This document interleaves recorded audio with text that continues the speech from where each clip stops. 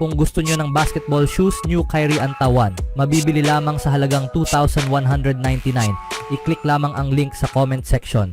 Isang malaking issue sa resume ni Joel Embiid ay ang hindi pa niya kailanman nagawang makarating sa Eastern Conference Finals. Taon-taon ay tila nahaharap ang Philadelphia 76ers sa mga mabibigat na kalaban na pumipigil sa kanila na manalo. Sa 2019 postseason, ang 2023 Most Valuable Player ay umuwi pa nga na umiiyak kasama sina Jimmy Butler at Ben Simmons matapos mag-shoot si Kawhi Leonard ng isang imposibleng tira para sa Toronto Raptors. Gayunpaman, mukhang binibira na ngayon ng big man ang Boston Celtics na pinangungunahan ni Jason Tatum. Halos garantisadong makakaharap ni Embiid ang Celtics sa NBA playoffs taon-taon. Noong 2023, mukhang handa na ang 76ers na talunin ang team ni Jason Tatum. Gayunpaman, sa kabila ng pagkakaroon ng 3-2 series lead, natibag sila at natalo ng dalawang sunod na nagresulta sa maagang pagkalagas sa playoffs. Mula noon, binuo ni Brad Stevens ang isang napaka-talented na roster sa paligid ng kanyang superstar. Pinalawig niya ang kontrata ni Jaylen Brown at nakuha sina Kristaps Porzingis at Jrue Holiday sa kanilang matagumpay na paghangad ng Banner 18. Mukhang sawang-sawa na ang star ng 76ers sa diskurso sa pagitan nila ni Tatum. Ang kanyang paglitaw sa podcast kasama sina Drew Hanlen at Austin J. Mills sa Check Ball Show ay halos kinumpirma ito. Binibiro niya ako tungkol kay Jason. Well, oo, may super team siya. Alam mo ibig kong sabihin, kung may super team din ako, mananalo rin ako, sabi ng kanyang co-host habang kinokopya ang boses ng star ng 76ers. Nagbiro rin si Embiid tungkol dito. Sinasabi ko rin sa kanya ang parehong bagay.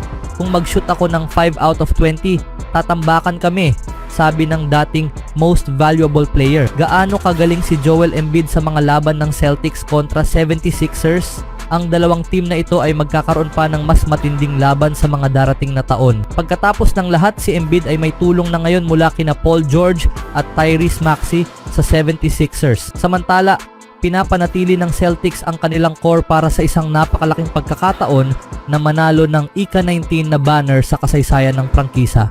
Bago mangyari ang lahat ng iyon, may truce sila hanggang kalagitnaan ng Agosto.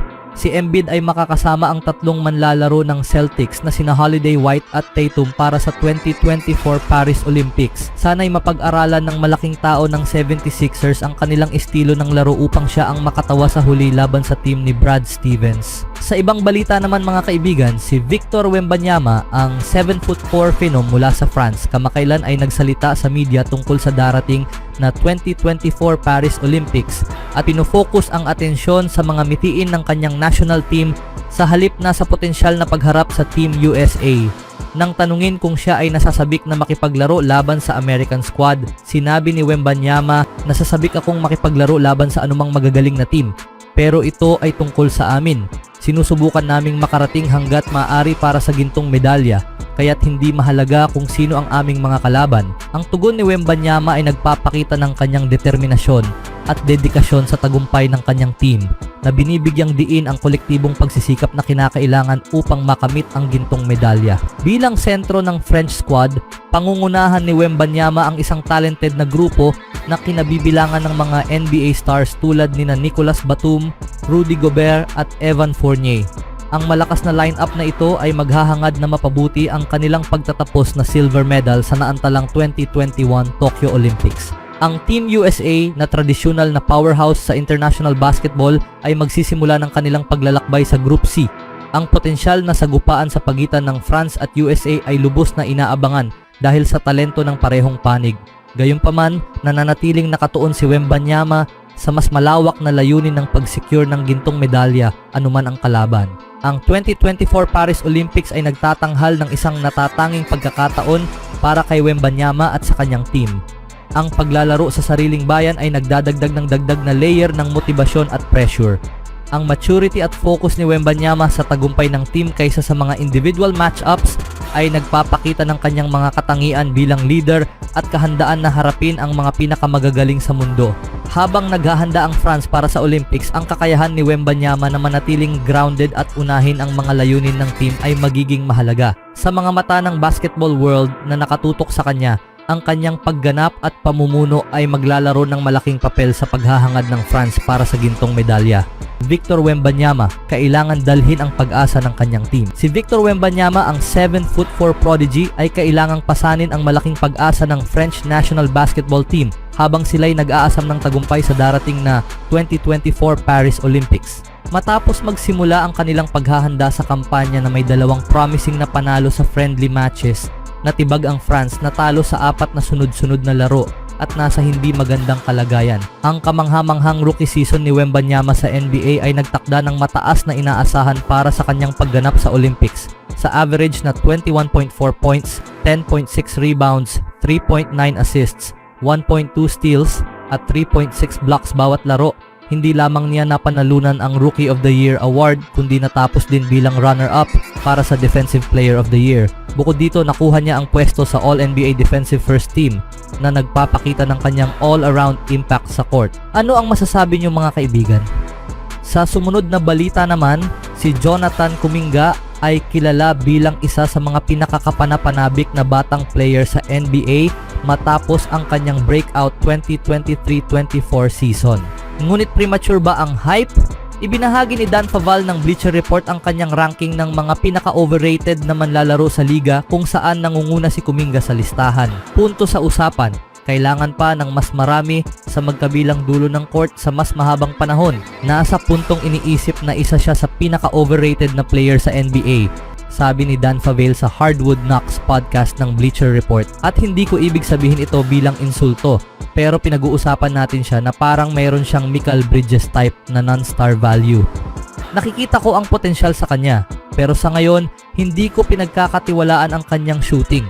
Hindi ko rin pinagkakatiwalaan ang kanyang kakayahang gumawa ng sariling shoot, maliban na lang kung siya ay nasa bukas na espasyo at ang depensa niya ay parang wala sa lugar. Parte nito ay dahil glamour franchise ang Warriors, siya ang pinakamagandang version ng isang hot prospect na meron sila, kaya alam ng lahat ang tungkol sa kanya, dagdag ni Grant Hughes.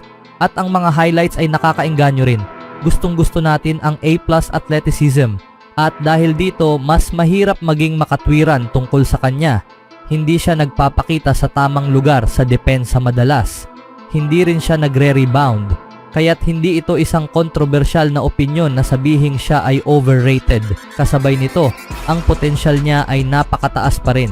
Kung gaano kahalaga ang Golden State sa mga limitasyon ni Kuminga ay debatido, isinulat ni Faval.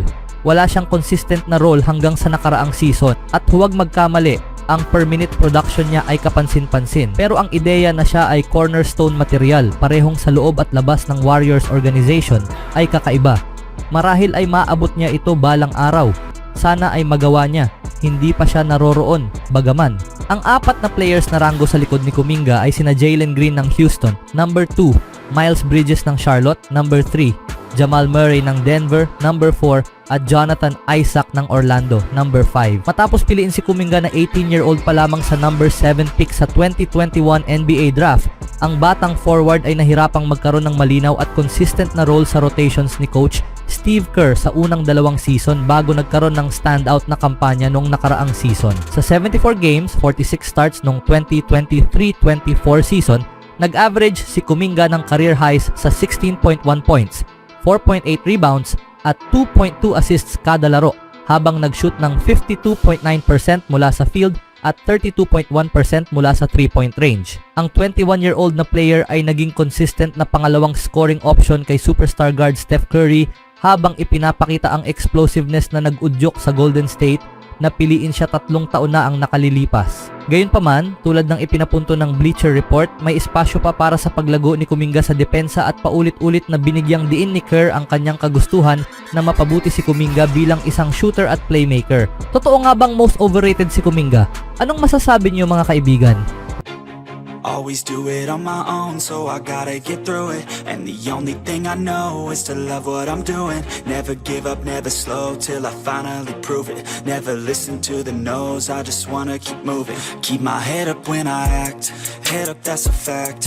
Never looking back, I'ma keep myself on track.